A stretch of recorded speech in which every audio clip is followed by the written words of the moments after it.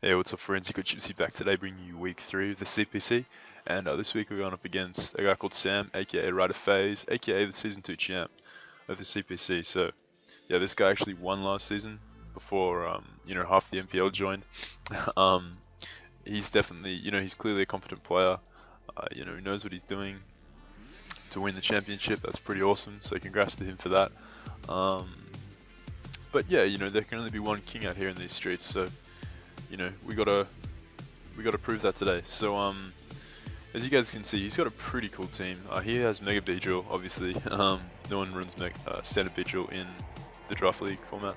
And then he's got stuff like, he's got the Titar, he's got that little sand combo with the Stoutland, and then he's got the Amber Bomb, which is an interesting one in draft format. Pretty strong actually, with the correct set. And then he's got the Ditto, and he's brought the Gliscor as well. So yeah, pretty interesting team. He had a nice little Firewater Grass core consisting of Heatran, Amoonguss, and Rotom. He didn't bring those because they get eaten alive by Kyurem, which is pretty understandable on his part. His team here matches up quite well against Kyurem. Obviously, like things like Gliscor don't appreciate like the Ice Beams, but the rest of his team has enough speed and offensive power to really threaten Kyurem. So yeah, clever building on Sam's part for sure. A little quick overview of the team I brought. We got my nice Mega Scizor, got my Quag chilling behind Reuniclus. I don't know if you guys can see it. We got my Reuniclus, the little prodigy down there. Then we have Kyurem the monster. We got Drapion. Shout out to Matty Brolic, and then we have Stunfisk. Just my man Stunfisk chilling at the end. The true MVP of the team. Yeah, so pretty cool team. I like my team a lot. It's fun to use. But let's jump into the match. Like, I see his team. I'm looking at his team and matchup, and I'm thinking to myself, I see an Emberpalm.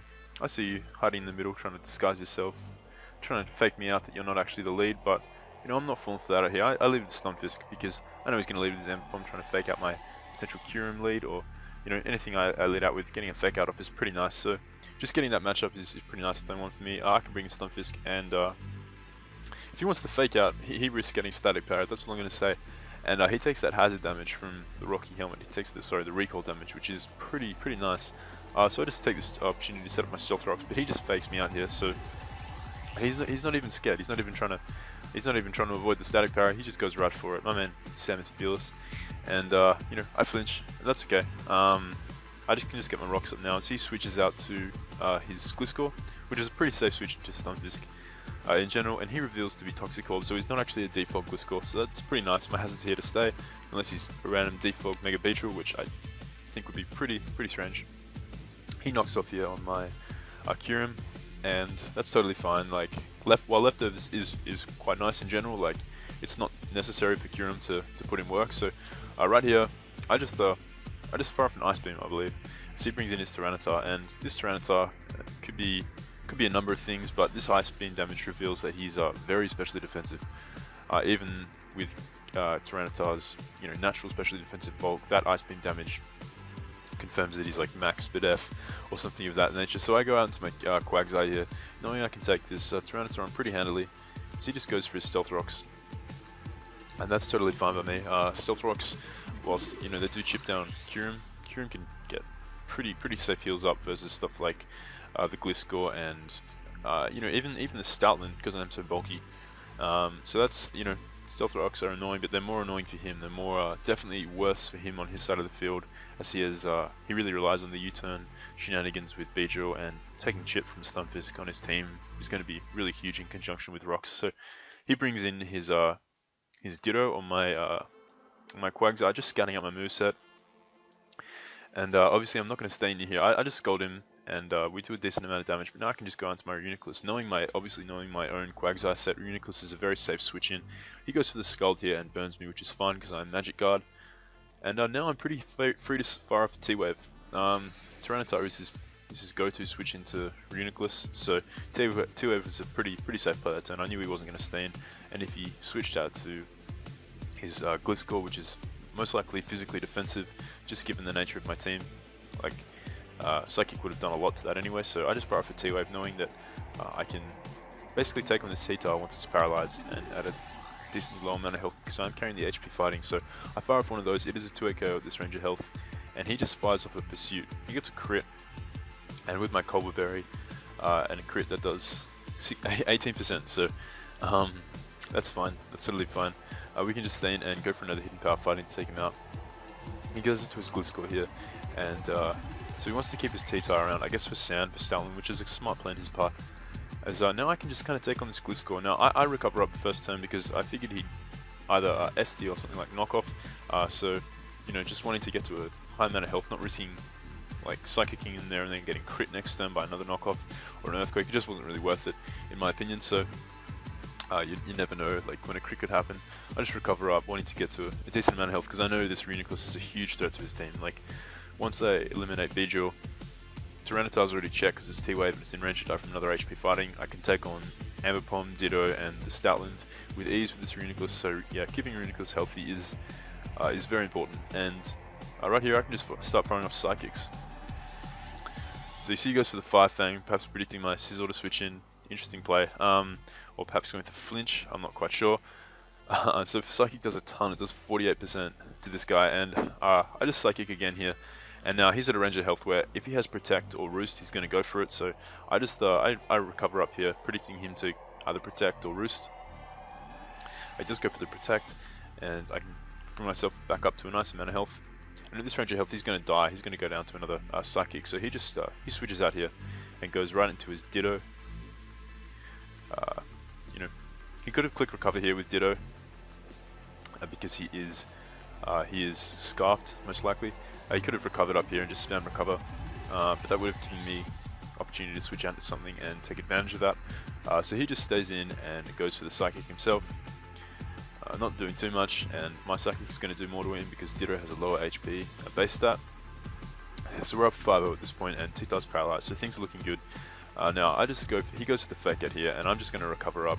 I wanted to T-Wave this thing, but it's not quite worth it. Like he's likely going to switch out and sack off the T-Tar here, so I just recover up on the U-turn out to T-Tar. And yeah, things are looking good. This is his way of getting Sand up, and if he sacks it off here, then Stoutland is just considerably less of a threat because the rest of my Mons can now take it on once Sand is out of the way. So he brings in his Reuniclus here, and so he brings in his Stuntland on my Reuniclus. I crunch this, I recover this turn just to scout what sort of damage he's putting out. He gets the defense drop, standard, and now I switch out here because Reuniclus is just so important to the rest of my team. Taking on the rest of his team, I should say. And he goes into his Beedrill as, I don't know, maybe predicting me to, I'm not quite sure there. I don't really know what he predicted because Quagsire is a pretty safe switch into the Stoutland if he's just going to spam crunch. And I guess he was trying to, I'm not quite sure, I think he was trying to catch me switching into something like, or maybe perhaps staying with Reuniclus and just spamming recover, because there was a -1 defense, a U-turn from Mega Beedrill will guarantee take me up from that range of health. So yeah, not quite sure, but I assume that was his reasoning. Is now I can just go for Scald here with my Quagsire, because if he wants to stay in and if he wants to U-turn out, then something's dying to a Scald, something's potentially getting burnt. But he just opts to stay in and go for knockoff. And you see we get the burn there because that's what Scald does. Even if we hadn't got the burn, this Quagsire would have effortlessly 1v1 this Mega Beedrill. So that wasn't really like crucial in a sense, but it's always nice getting the Skull burn, obviously. As now he's just going to U-turn out here and go right on out to his Ambipom as we set up a stockpile, because I recognize at this point I can pretty freely set up on the Mega Beedrill and 1v1 the rest of his team, as I know the Gliscor doesn't have Toxic. I switch out here. Now the reason I do this is because if you bring an Ambipom in on a Quagsire, it's likely you're carrying Seed Bomb. You should have Seed Bomb versus my team because Quagsire walls this set otherwise.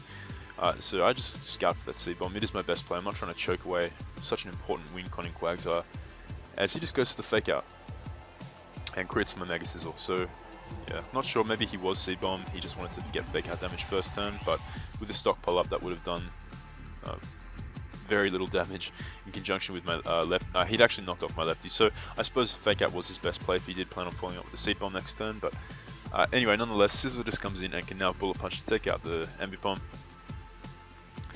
And Gliscor is at a range of health where if he's max defense, my Bullet Punch won't take him out, so I switch out here and go into my Reuniclus because it's just such a safe switch in. to this guy, and right here he's, you know, he can protect if he wants, but it's not really going to matter because Runiculus will eventually take this guy down as he just does Earthquake, go for damage, and take me out with, and I can take him out with a Psychic. Now Mega B comes in here and he just goes to the knockoff again. I suppose just trying to get a bit of chip before he brings in his Stoutland in case I choke and don't recover up, which is a fair play on his part. You know, he had to go for it. He had to do something at this point, otherwise it was just going to be over. But that's fine. Runiculus can just take out Mega Beedrill here with the Psychic, as he maintains, as he's pretty adamant about staying in and just spamming knockoff. So now the Stoutland comes in, and I know Runiculus can 1v1 this thing because I do have T-Wave to lower his speed. So I do just fire for recover here just in case he did crit me. And now I can just fire for T-Wave here and recover up once more. And you see Crunch is doing less than I'm healing, so that's pretty nice. And barring like crits or defense drops, Runiculus can 2-hit KO this Stoutland before he can kill me with Crunch. So he does get the defense drop there, but we outspeed the next turn and can just take him out with a Psychic. So yeah, pretty nice win, week 3 versus a very solid player in Sam. We will face Sam again because he is one of our divisional rivals, so there will be another match versus him at some point during the season, so that's something to look forward to. I know he's a very good, like, this match doesn't speak for his skill, like he's a very good player. And yeah, I hope you guys enjoyed. Pretty chill game, nothing too crazy this match, but yeah, we're off to a good 3-game win streak so far this season, and next week we face off against my friend Paul, who's a really good player. He's in the GPC and he's also in he's in the CPC with us. He's a very established player and a very solid player in his own right, so that's going to be really fun to face him. He's a good friend of mine, and yeah, I hope you guys enjoyed. Drop a like, let me know what you thought of the match and the team in the comments, and you know, feel free to sub to my channel if you're not already subbed, and I'll catch you guys next week for more CPC and NPL.